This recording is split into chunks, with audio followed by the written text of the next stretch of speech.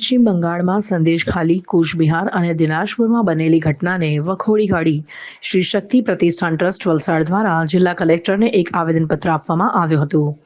પશ્ચિમ બંગાળમાં મહિલાઓની દિવસે ને દિવસે બગડતી સ્થિતિ એ ગંભીર ચિંતાનો વિષય બની છે. એવું લાગી રહ્યું છે કે પશ્ચિમ બંગાળમાં કાયદો અને વ્યવસ્થા માત્ર શબ્દકોશ પૂરતી સીમિત બની ગઈ છે. શ્રી શક્તિ પ્રતિષ્ઠાન ટ્રસ્ટ વલસાડ દ્વારા સમગ્ર ઘટનાને વખોડી કાઢી આજરોજ વલસાડ જિલ્લા કલેક્ટરને એક આવેદનપત્ર આપવામાં આવ્યું હતું.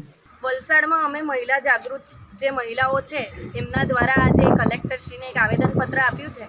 પશ્ચિમ બંગાળની અંદર જે મહિલાઓ પર અત્યાચાર થઈ રહ્યો છે, એક મહિલા મુખ્યમંત્રી છે ત્યાં છતાં પણ અત્યાચારીઓ જે છે એમને કોઈ પણ કાર્યવાહી થઈ નથી રહી અને એમની પર ખૂબ અત્યાચાર થઈ રહ્યો છે. સંદેશખાલીમાં પહેલાં થયું અને અત્યારે એના પછી પણ ફરી છેલ્લા 3-4 દિવસથી એ સતત ચાલુ છે. તો એના માટે અમે કલેક્ટરશ્રીને આવેદનપત્ર આપ્યું છે કે આપણા જ ભારતની બહેનો છીએ અને અમે એમની સાથે છીએ. એમના પર કોઈ પણ અત્યાચાર અને હિંસા થાય છે તો એના જે પણ કરવાવાળા છે એમના પર કડક કાર્યવાહી થવી જ જોઈએ. એનો અમે ખૂબ આગ્રહ કરીએ છીએ સરકારશ્રીને કે એમના પર કડક કાર્યવાહી થાય અને અમે એમના માટે આવેદનપત્ર આપ્યું. શું તમારે ઘર ઓફિસનો સામાન શિફ્ટ કરવાનો છે? તો સંપર્ક કરો ભાવેશ ટેમ્પો સર્વિસ.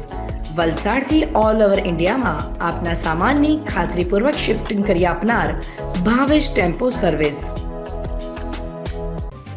જો તમે આ વિડીયો ફેસબુક પર જોઈ રહ્યા છો તો લાઈક અને ફોલો કરો અને યુટ્યુબ પર જોઈ રહ્યા છો તો અમારી ચેનલને સબસ્ક્રાઇબ કરો.